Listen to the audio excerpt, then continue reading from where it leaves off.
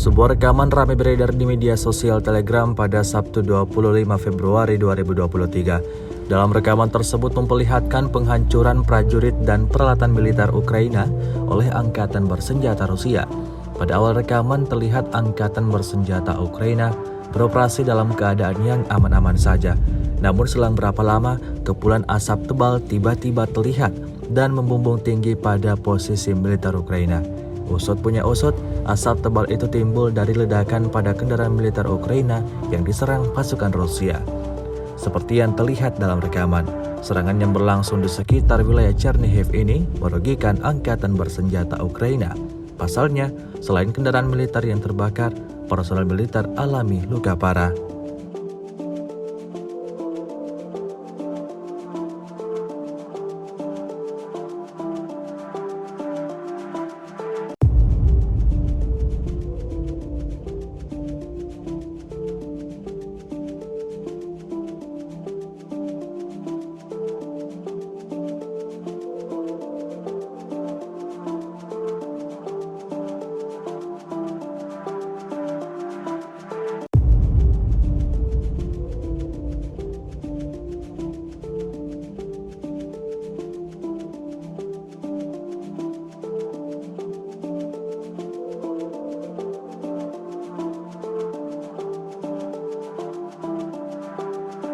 Rusia melaporkan 387 pesawat Ukraina, 210 helikopter, 3.228 kendaraan udara tak berawak, 405 sistem rudal anti pesawat dieliminir sejak awal operasi khusus.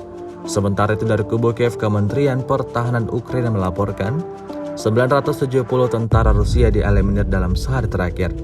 Total 146.820 prajurit Federasi Rusia meninggal sejak awal konflik hingga hari ke-366.